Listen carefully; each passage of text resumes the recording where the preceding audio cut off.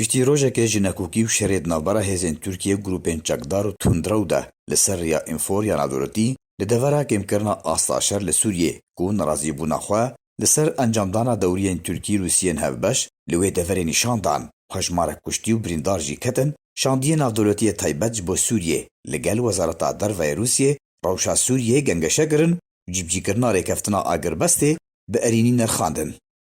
اجانسا روسیه اليوم دوی درباره دا روژا دوشمه و گوهستو گوت وزارت در و روسیه دا خویانیه که دا دازانین دی پیوندیه که تلیفونی دا دنافبارا گیر پêdrson شاندی نافدولتی تایبت بو سوریه و سرگی فرشینین جیگری وزیر در و روسیه دا هات انجامدان ده در روشا سوریه و پشاته انداویه چاوانیا جیکرنا ریکفتنا آگر بسته لدورا ادلبا سوری هاتن گنگشه کرن. لگوری همان جدره لداخویانیه ده هر دو آلیان çareseriya siyasî li Sûriyê got û bêş kirin. Berya ku dosyeya Sûriyê li Encumena Ewlehiya Navdewletî were gengeşe kirin. Her wiha her du aliyan di rihetiya xwe ji cîbcîkirina agirbestê li devera rawesandina şer li Idlibê diyar kirin. Amaje kirin ku ew yek piştî cîbcîkirina protokola dawiyê ya navbera Rûsya û Tirkiye de di pêncî adara borî de hatî îmzekirin bi destva hatiye anîn. Ji aliyekî din ve Pêdrson û Fêrşînîn li ser pêwistiya zêdekirina alîkariyên mirovî yên giştî ji Sûriyê re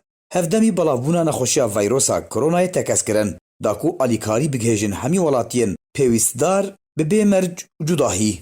Girêdayî heman mijarê roja yekşema borî mangirtineke nerazîbûnê bi navê mangirtina Rometê li ser encamdana dewriyên leşkeriyên hevbeş di navbera Tirkiye û Rûsyê de ji aliyê alîgirên hikûmeta hawarçûnê ya opozisyona Sûriyê û desteya Tehrîr Şam ve li ser riya Heleb û Latqiyê ya navdewletî ku bi înfor naskiriye hat encamdan lêşaliyê hêzên Tirkiye ve rêgirî lê hate kirin rûbirûbûna leşkerî durust bû xalên Tirkiyeyên çavdêriyê jî hatin armanc kirin şer û pevçûnekê rûda hejmarek çekdar û karmendên hikûmeta hawarçûnê û hêzên Tirkiye jî hatin kuştin û birîndar ketin.